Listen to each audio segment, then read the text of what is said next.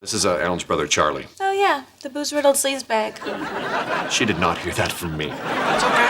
Not like it's a big secret. Did you know that Jon Cryer was nearly banned from auditioning for 2.5 Men? The show went on to become one of the most watched sitcoms ever made, but there was way more happening behind the scenes that most fans had absolutely no idea about. Today, we're going over the weirdest and most interesting facts about 2.5 Men, starting with Charlie and his piano playing skills at number 10.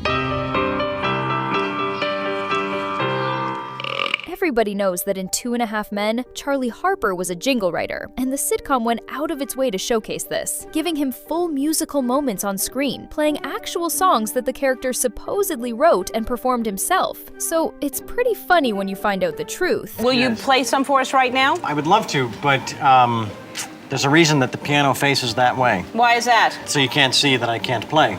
Oh, you can't play? No, not a key, not a note.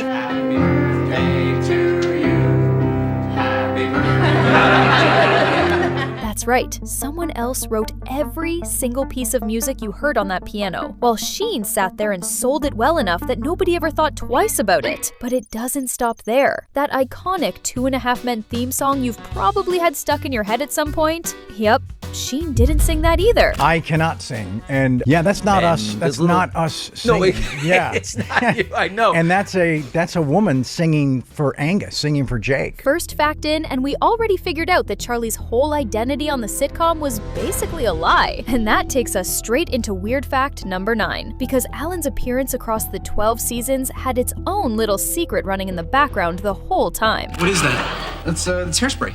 Really? Hairspray, let me see it. No, leave me alone. I always assumed Jon Cryer was just naturally losing his hair as the years went on. And yeah, that part is true. In real life, he was balding throughout the show's run. Yet, believe it or not, what you were actually seeing on TV was a little too good to be true. I don't know. You still have a head of hair. No, this is an elaborate illusion. This is the work of several talented professionals making the most of like 4 hairs. Seriously? It's amazing actually what they can do. You may want to do we have a camera up here? Sure. Why not? They basically just paint, they get a roller type thing. Yeah. And just whoosh along the top there. You get a painter in there? Yes, you get a painter in there. And, they dip it in and, and then swoosh, swoosh. This is how we're going to shoot all talk shows now, just that shot. Shoe polish on the scalp, powder on top to create the look of actual hair, and suddenly Alan Harper has a full head of hair again. So you're painting your hair? Apparently, landing a major network sitcom comes with a complimentary hair transplant. Though, getting cast on this show in the first place wasn't exactly easy for him. But more on that soon. First, we have fun fact number 8, which involves the same faces quietly reappearing across the show in ways most people never fully connected. Now, some fans are aware that some actors popped up more than once on this show, in different roles. But what they usually get wrong is how far it really goes. Jennifer Taylor is the obvious place to start. Most people know her as Chelsea, Charlie's most serious girlfriend, and the woman he came closest to marrying. What they don't realize is how many times she appeared before playing Chelsea. She popped up in the first season as Suzanne, then came back in season 2 as a completely different character named Tina, then again in season 5 as Nina, and only then in season 6 did she finally become Chelsea. Thanks for clearing that up. Yet the crazy thing is that she's far from being the only such example. So, staying at Judith's. Yep. What did she say about me? Well, if she's telling the truth, we really shouldn't be drinking out of the same cup. Guest star Judy Greer was first cast as Judith's sister-in-law Myra, who also happened to have a fling with Charlie. Shocking, right? Then many years later, she came back as Walden's ex-wife Bridget, meaning him and Charlie essentially dated the same woman at different points in their lives, and nobody on the show ever mentioned it once. Then there's Brooke Dorsey, a girlfriend of Charlie's in the earlier seasons, who somehow ended up as a love interest for Walden later on, with a different name, of course. There are many more examples beyond those two, yet none of them come close to what I'm about to tell you now. Herb, one of the funniest recurring characters in the whole series, was originally called Greg, and he had a boat with bedrooms on it, a swimming pool at his house, an SUV Hummer, and a lifestyle that painted a very contrasting picture from the guy we fell in love with. Hey, come on, look at the bright side. What bright side, Charlie? Delineate the bright side. Yeah, maybe one weekend Greg can let us take a couple of chicks out on the boat. Are you not hearing any of my pain? My son likes Judith's boyfriend better than me. Yeah, I don't even know him, and I like him better than you. But then his name got changed, and every single one of those details vanished without any explanation. Jake can hear you two in bed. Oh, God. Oh, God. He didn't hear that.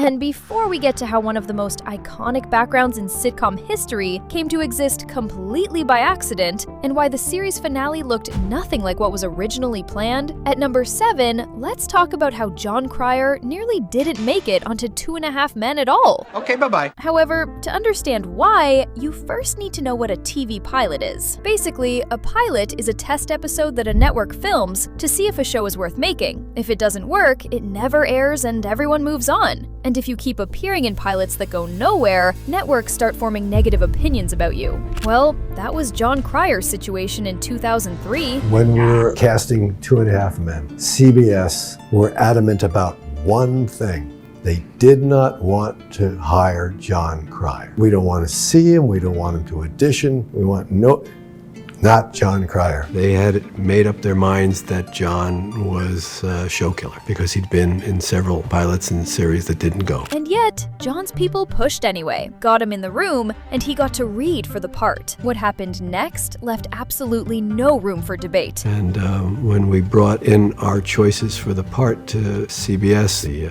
head of casting said, "Who are you bringing?" And I said, "Well, you're not going to be very happy." And there's a dead silence on the phone, and he said, "You're bringing Cryer, aren't you?" And I went, "You really have to see him. I don't care about, I know how you feel, but you need to see the actor do this part." It was inescapably the right choice. Even Charlie Sheen, someone who has never struggled to share a strong opinion, publicly acknowledged that Cryer was the ideal co-star for that character. Jon was a dream co-star, though, I gotta tell you. I'm sure he was. Perfect foil, perfect comedic Yeah, partner. he was a great just foil, the that's for timing. sure. Which makes you wonder who else was in the running for the role of Alan Harper, and how different everything might have looked if CBS had gotten their way. And as we just mentioned, Charlie, there's something about what he did behind the scenes on set that might really surprise you. But we'll get to that later. Now at number 6, we must talk about that ocean view outside Charlie's Malibu house that was in the background of practically every single scene, because it started as only a photo on someone's wall. This was a still in which I shot 2 years before this show ever started, and I took it just because I wanted it on my wall. And then when we started doing this show, they needed a beach backdrop, and it wasn't shot to be a backdrop. It was just shot because I liked the look of it, and it worked out really great for the show. But the thing that really bumped them was that the water wasn't moving naturally because it's just a backdrop. But Chuck Lorre said to me, "I want that water to move. It's driving me crazy." And that was a huge challenge between season 1 and season 2. What we did was we put 15 or 16 motorized lights, and we can go behind and I can show you the motorized units that are creating the effect. It's just a moraine effect, and it's a piece of metal film that's running through a light. It'll give you an idea of how the effect's created. But you can take a shot of the back of here and you get an idea of what it's doing. The funny thing is, I personally never even noticed the water wasn't moving in season 1. I was just watching the characters and accepting everything around them as real, which apparently a lot of people did. People have been tricked and think that we're actually that we're actually on location, and they walk onto the set and they can't believe it, and that's like the ultimate compliment. Isn't it wild that the backdrop became as much a part of the show's identity as the characters themselves? That's a pretty good accident if you ask me. However, if you think that's crazy, well, the fact that series finale was supposed to be with Charlie Sheen returning is a whole different animal. He was approached, the production wanted him there, so why did it all fall apart? To get the full picture of why the finale went the way it did, we have to go back to 2011, the year Sheen was fired from 2.5 Men. He was written out in the most permanent way possible, killed off in the season 9 premiere, and most people assumed that was the last they'd ever see of Charlie Harper. Years later, though, the final season of the show was announced, and with it came the obvious question. It was revealed that his character had actually been alive the whole time, locked in Rose's basement since the day he supposedly died, and the finale was built around his escape and return to the Malibu house. So, was Sheen going to show up? There had been so many rumors that you were going to be a part of the final season, you were going to make appearances. tell us what's going to happen. Not the final season. I was willing to be a part of the final episode. So I'm just waiting for them. The writers had a specific vision for how his return would play out in the final scene. Yet Charles said no, not because he had zero interest in returning, but because the production wouldn't do it on his terms. And what happened next is best explained by the sitcom's creator, Chuck Lorre himself. I know a lot of you might be disappointed that you didn't get to see Charlie Sheen in tonight's finale. For the record, he was offered a role. Our idea was to have him walk up to the front door in the last scene, ring the doorbell, then turn, look directly into the camera, and go off on a maniacal rant about the dangers of drug abuse. He would then explain that these dangers only applied to average people, that he was far from average. He was a ninja warrior from Mars. He was invincible. And then we would drop a piano on him. We thought it was funny. He didn't. Instead, he wanted us to write a heartwarming scene that would set up his return to primetime TV in a new sitcom called The Harpers, starring him and Jon Cryer. We thought that was funny too. So what ended up on screen was a body double. His face was never shown. And after 12 seasons, the final clip of this entire series was a piano falling on a man who wasn't even Charlie Sheen. Yes. The finale was so widely hated that it's still regularly listed as one of the worst series finales in television history. Speaking of Charlie, back when he was on the show, we all know that man was seen with a drink in his hand every week. Which brings us to fun fact number 4. Contrary to popular belief, he never actually drank real alcohol on set. I was actually, during that show, I wasn't showing up to work, hammered or doing any dope on set. But it was certainly, on several occasions going on behind the scenes. Sheen maintained consistently throughout his career that he was never drunk or high on set during the show's run. And this next clip is yet another proof of that. Lots of times you'll see Charlie drinking scotch. And what we do is we take an unsweetened tea and we cut it with water until we get the right color. The coffee that Charlie drinks is actually Diet Coke, cut with tea and water. He likes the taste of that. But while we're on the subject of things people assume about this show that aren't quite accurate, you see, a while back I came across a post on Facebook that said,